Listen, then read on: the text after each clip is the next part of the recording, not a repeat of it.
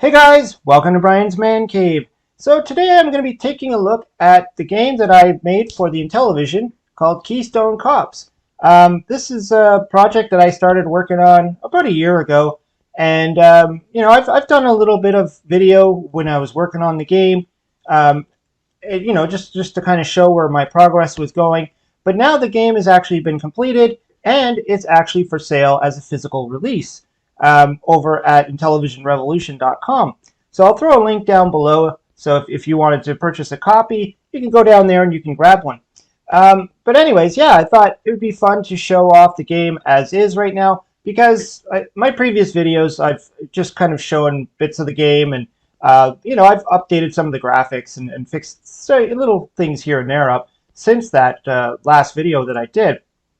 But anyways, yeah, I thought this would be a good opportunity to do a little bit of a playthrough and see how it is. So let me just reset this here. As you can see, I got the little Intellivision Revolution and my logo. So that's the new title screen. So I think the last video I did, it was my older graphic. This one, a little bit better looking, I think, anyways. And we got our credits. Okay, so first we're gonna start the game. So if you're familiar, obviously, with Keystone Capers, this is pretty much the same game. What I wanted to do, because this game was never released officially on the Intellivision, so I wanted to actually, as I was learning how to program for the Intellivision, I've done a few videos on that already, where I talked about programming. Well, I picked up the Oscar Toledo's book, Intellivision Programming, and I started learning about a year ago, I think it was. I can't remember now how long it's been. But this was the first project that I thought would be, something I could probably put together.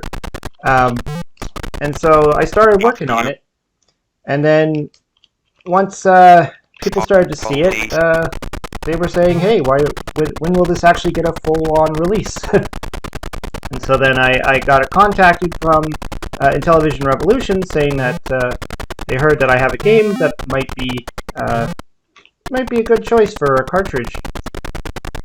So I've been working on a bunch of other games as well. This is like the first one to actually get a physical release. I do have another game released as a ROM format only, digital download only, and that's Fast Food Plus, and that you can get over at IntellivisionCollector.com. It's just a download, but that game will also, we're looking to get that one put onto a cartridge as well. So if you're looking for more of a physical copy, then we could probably get that one out. But I also have a bunch of other ones that I'm going to be working on. So anyways, back to the game. You can see that I tried to keep the game looking more or less how it would have looked if it came out on the Intellivision back in the day. Obviously, I threw in the voice in there. I just wanted to play around with actually coding the voice pieces. I don't know if I'll use it for every game because it's kind of a robotic voice. There's a way of making better voices on this thing, but I haven't learned how to do that as of yet. Anyways, it's going to be probably my only other game that I'm going to use the voice controls on is my Space Taxi game, which I'm currently working on right now. I got about 6 levels ready. I just got a little bit of a bug, if you want to call it a glitch in the game that I'm trying to figure out. Other than that, it's coming along. So this game, the only thing that really gave me a hard time was the escalator right above me there. That was a little bit of a challenge, mainly based on the sprites limitation of the Intellivision. As you can see, like that airplane there, that consists of 2 sprites to make that airplane. So there's the black part, and then there's the tan part. Otherwise, I'd have to be all one color, and I contemplated that on making it all one color, but it just didn't look nice. It didn't look like anything, and I wanted it to look a lot similar to the Atari version. So That is 2 sprites right there. The Kopp himself is 3 sprites, and you have a limitation of 8 sprites on this on the Intellivision. You see that ball? That's a sprite there. So there can only be 8 sprites, and we have the Crook up there, who's also 2 sprites. So you can see how I'm quickly running out of sprites. And for the escalator, I had to try and make it with 2 sprites because that's all I had available.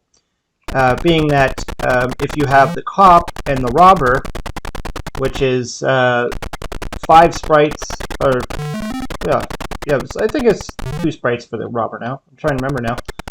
But anyways, yeah, running out of sprites. So it was a challenge. But this game is, you know, I tried to follow exactly the patterns as well as the Atari version. So I tried to put all the stuff that's in there. This goes up to about 15 levels, and then at that point, it's just going to keep repeating, so you can get the higher score.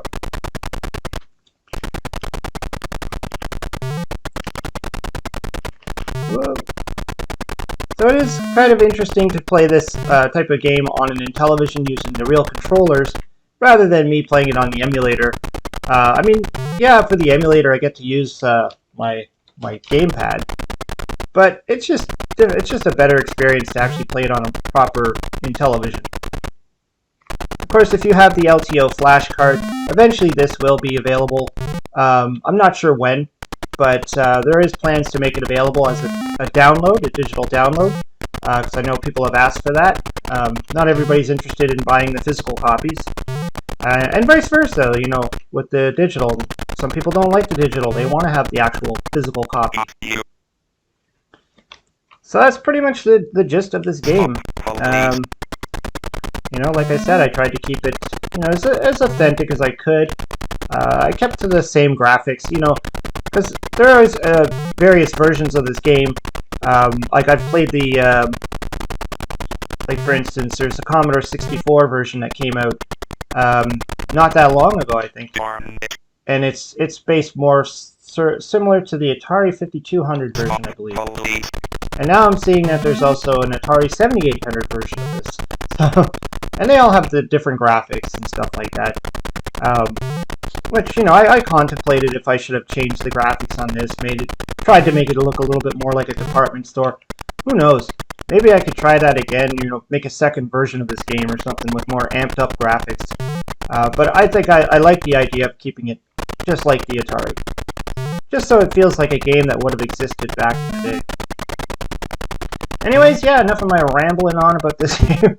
Like I said, you can pick this up now. It's available at IntellivisionRevolution.com, and you know, like I said, eventually, hopefully, there will be a digital version, and I'll let everybody know if that ever happens. You know. Anyways, let me know what you think. Throw some comments down below. Hope you subscribe. Talk to you later.